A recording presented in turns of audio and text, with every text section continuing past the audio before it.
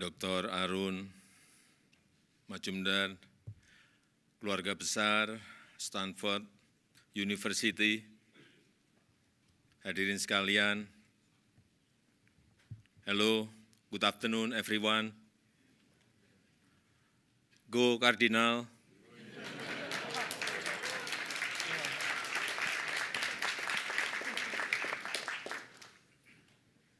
Jadi sebelum ke sini, saya tadi bertanya-tanya terlebih dahulu di Stanford ini jargonnya apa? Dijawab, go Cardinal, Pak. Oke.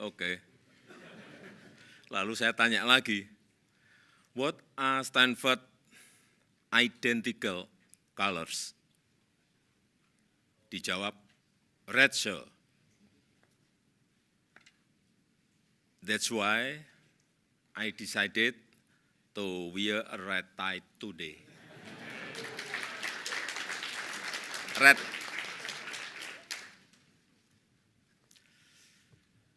Do I look like a member of Stanford family now?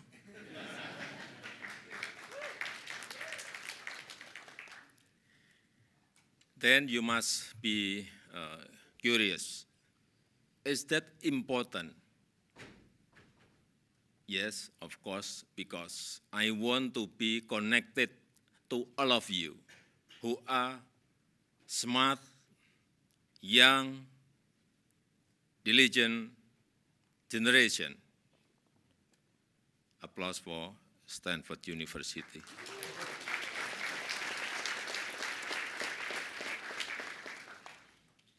Nah, itulah pentingnya terkoneksi sesama manusia. Begitu juga dengan terkoneksi dengan alam. Dan kita tahu dunia kini tengah sakit, perubahan iklim, transisi energi adalah isu yang sangat mendesak. Namun yang menjadi pertanyaan, apakah negara-negara di dunia memiliki komitmen untuk bertanggung jawab dan mengambil peran? Untuk Indonesia tidak perlu ragu dan tidak perlu dipertanyakan komitmen kami. Indonesia walk the talk, not talk the talk.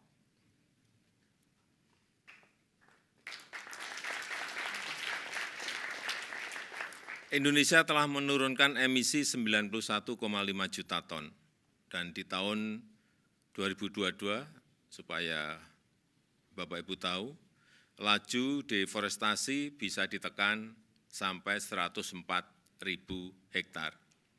Kemudian kawasan hutan juga direhabilitasi seluas 77.000 hektar.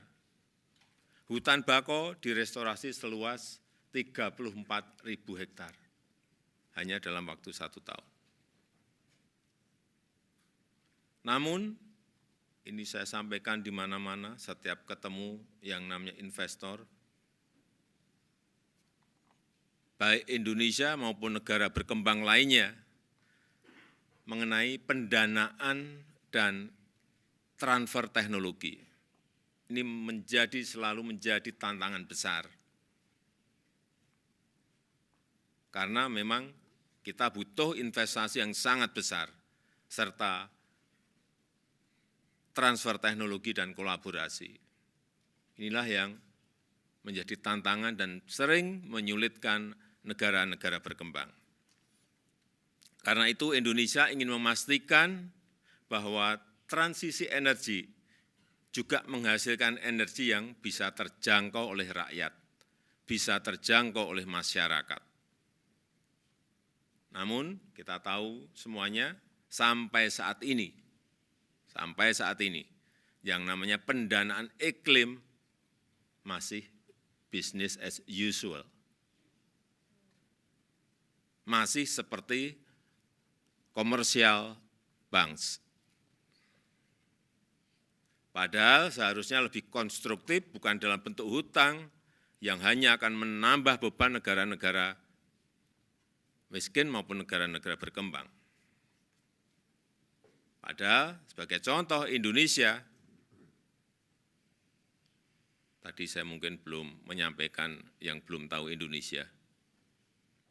Indonesia itu memiliki 17.000 pulau, memiliki penduduk hampir 300 juta, memiliki 714 suku yang berbeda-beda tradisi dan budayanya, dan memiliki lebih dari 1.300 bahasa daerah. Dan Indonesia memiliki potensi energi hijau yang sangat besar, yang bisa dimanfaatkan untuk kelestarian bumi. Potensinya mencapai 3.600 gigawatt dari energi matahari, air dari sungai, karena kita memiliki 4.400 sungai, kemudian angin, kemudian geotermal, ombak, dan energi bio. Minggu lalu sebelum terbang ke Amerika Serikat, saya terbang ke provinsi di Indonesia yang namanya Jawa Barat.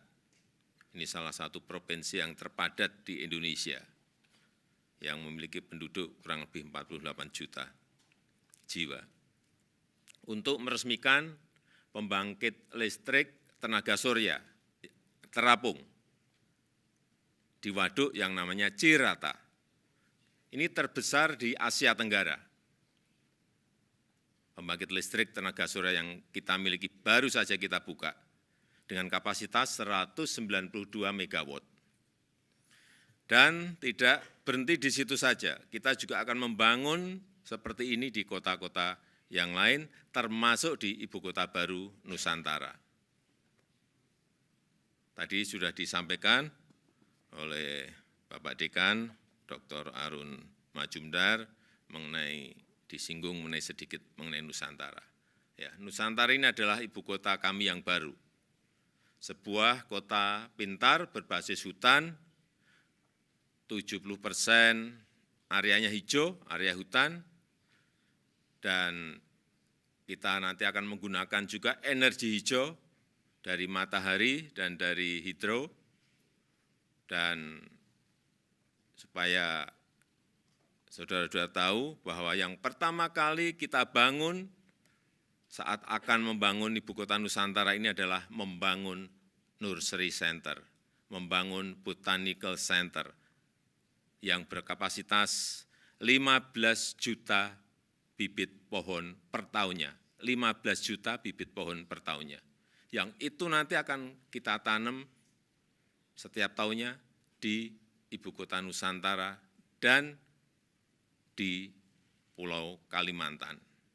Inilah showcase transformasi Indonesia, dan tahun depan Indonesia berencana akan merayakan hari kemerdekaannya di Nusantara untuk menunjukkan bahwa kita telah memiliki ibu kota baru, meskipun mungkin selesainya ibu kota ini baru 15 atau 20 tahun yang akan datang.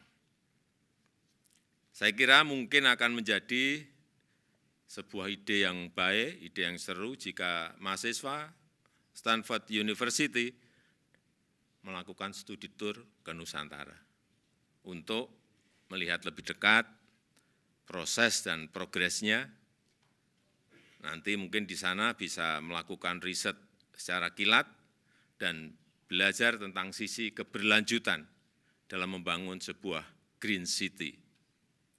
Saya ini lulusan kehutanan,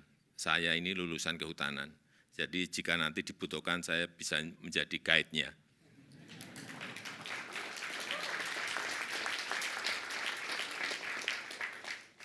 Kalau ada yang tertarik silahkan tunjuk jari. Karena saya memang sudah mendengar bahwa Stanford University akan membangun kemitraan dengan otoritas Ibu Kota Nusantara di bidang pengembangan penelitian dan inovasi yang berkelanjutan.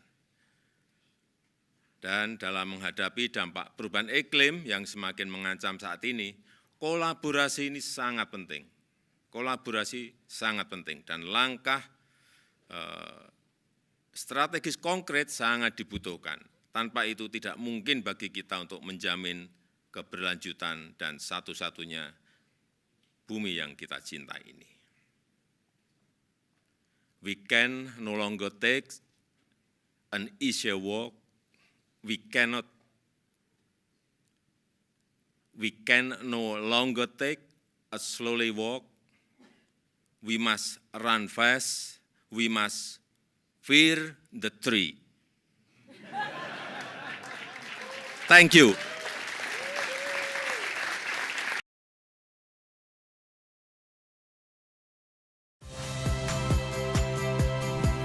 Saya Yasir Neneama. Saksikan program-program Kompas TV melalui siaran digital, pay TV, dan media streaming lainnya.